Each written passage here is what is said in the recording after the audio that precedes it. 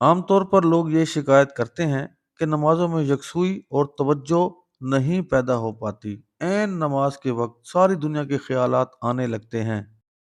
ہم نماز کے دوران میں جو کچھ اذکار پڑھتے ہیں وہ ہمارے لیے کچھ رٹے رٹائے الفاظ ہوتے ہیں، اور ہمیں ان الفاظ اور اذکار کا مطلب معلوم نہیں ہوتا۔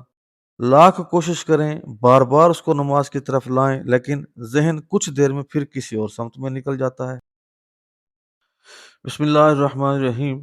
احباب گرامی، آج میں آپ کے لیے ایک ایسا ٹاپک لایا ہوں جو ہم بحیثیت مسلمان ہم تمام لوگوں کا ایک مشترکہ المیہ ہے کہ ہماری نمازیں زندہ نمازیں نہیں ہیں بلکہ مردہ نمازیں ہیں۔ ہم نمازیں تو سب لوگ پڑھتے ہیں، لیکن اس نماز سے ہمیں یکسوئی حاصل نہیں ہوتی، توجہ نہیں پیدا ہو پاتی۔ عین نماز کے وقت ساری دنیا کے خیالات آنے لگتے ہیں، جس کے نتیجے میں نمازیں بے روح مشق رہ جاتی ہیں اور اطمینان قلب حاصل نہیں ہو پاتا۔ اب یہ شکایت بالکل درست ہے، اور ہم تمام لوگ اس بات کی شکایت کرتے بھی ہیں، اور ہم جب ایک دوسرے سے مکالمہ کرتے ہیں، بیٹھتے ہیں، تو اس میں یہ عام طور پر یہ بات سامنے آتی ہے کہ یہ شکایت سب کو ہوتی ہے۔ جیسے ہی ہم نماز میں کھڑے ہوتے ہیں تو ہمیں خیالات آتے ہیں، اور ایسی ایسی چیزیں یاد آتی ہیں جو ہم بھول چکے ہوتے ہیں، اور نماز میں ہمیں وہ چیزیں یاد آتی ہیں، اور اس کی بنیاد پر ہمیں یعنی نماز بھول جاتی ہے اور سہو جو ہے نا وہ لازم آ جاتا ہے۔ لیکن یہ شکایت ایسی نہیں ہے جس کو دور نہ کیا جا سکے۔ یعنی نماز میں یہ چیز دیکھنے کی ہے کہ بے توجہی جو ہے وہ نماز میں کیوں پیدا ہو رہی ہے، اس کی کیا وجوہات ہیں۔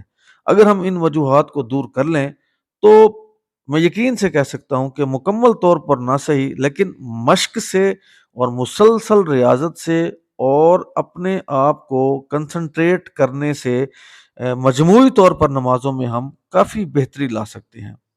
اب اس بارے میں ایک چیز جو سمجھنے کی بنیادی بات ہے وہ یہ ہے کہ ہماری توجہ کا تعلق شعور سے ہے۔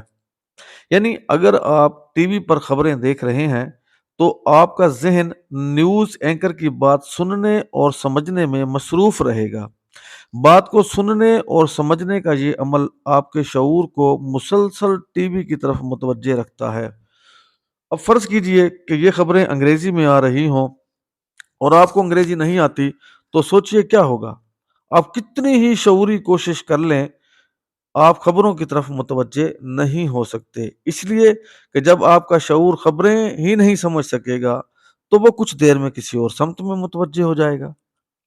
تو اس سے یہ بات واضح ہوئی کہ اگر کوئی بات سمجھ میں نہیں آتی تو ہمارا شعور اس کی طرف متوجہ ہی نہیں ہوتا۔ نماز میں بے توجہی کی پہلی بنیادی وجہ یہی ہے کہ ہم نماز کے دوران میں جو کچھ اذکار پڑھتے ہیں وہ ہمارے لیے کچھ رٹے رٹائے الفاظ ہوتے ہیں۔ ہمیں ان الفاظ اور اذکار کا مطلب ہی معلوم نہیں ہوتا، اور جب مطلب ہی معلوم نہیں ہوگا تو ہمارا شعور ظاہر سی بات ہے پھر دوسری طرف متوجہ ہو جائے گا۔ اب ہم لاکھ کوشش کریں، بار بار اس کو نماز کی طرف لائیں، ذہن کچھ دیر میں پھر کسی اور سمت میں نکل جائے گا۔ یہ ذہن کا فطری کام ہے، ہم کسی مصنوعی کوشش سے اس کو نہیں روک سکتے۔ اب نماز میں توجہ کے لیے پہلی ضروری چیز یہ ہے کہ نماز ترجمے کے ساتھ یاد کی جائے۔ نماز کے متعین اذکار بہت کم ہیں، کوشش کی جائے تو تھوڑے دنوں میں سب کا لفظی اور با محاورہ ترجمہ یاد کیا جا سکتا ہے، اور اس کا اہتمام بھی کرنا چاہیے۔ اس کے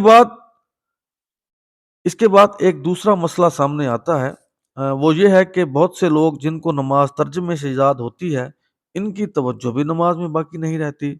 یہ شکایت بھی درست ہے، مگر ایک دفعہ پھر اس کی وجہ ذہن کے کام کرنے کا طریقہ ہے۔ اب میں اس کو ایک دوسری مثال سے آپ کو سمجھاتا ہوں کہ جب ہم گاڑی نئی نئی چلانا سیکھتے ہیں تو دوران ڈرائیونگ ہر کام سوچ سمجھ کر کرتے ہیں۔ گیئر کیسے لگانا ہے، ایکسیلیٹر پر کیسے پاؤں دبانا ہے، کلچ کیسے دبانا ہے، بریک کب لگانی ہے، بیک ویو مرر میں کب دیکھنا ہے۔ تو یہ ساری چیزیں سٹارٹ کرنے سے لے کر اور بریک گیئر لگانے تک ہر کام جو ہے وہ ہم شعور کے ساتھ کرتے ہیں، لیکن جیسے جیسے ہم اس کے ماسٹر بنتے جاتے ہیں، ایکسپرٹ ہوتے جاتے ہیں، ہمارا ہر کام جو ہے نا وہ لاشعوری طور پر خود بخود ہونا شروع ہو جاتا ہے۔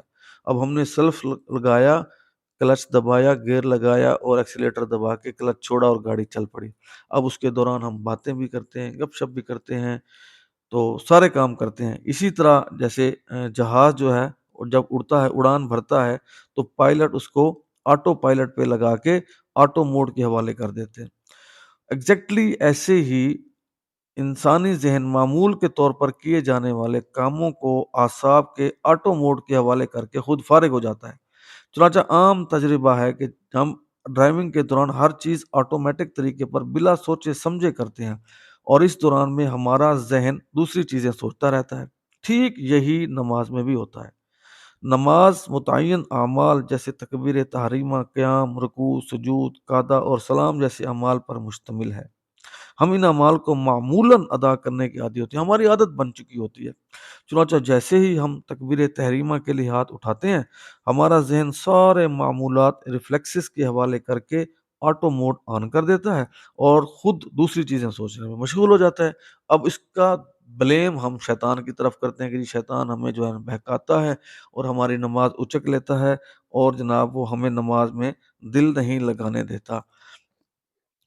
تو اب ہم لاکھ نماز میں توجہ قائم کرنے کی کوشش کر لیں، ذہن اپنی ساخت کے تحت تھوڑی دیر میں پھر معمولات آٹو موڈ کے حوالے کر کے دوسری طرف متوجہ ہو جاتا ہے۔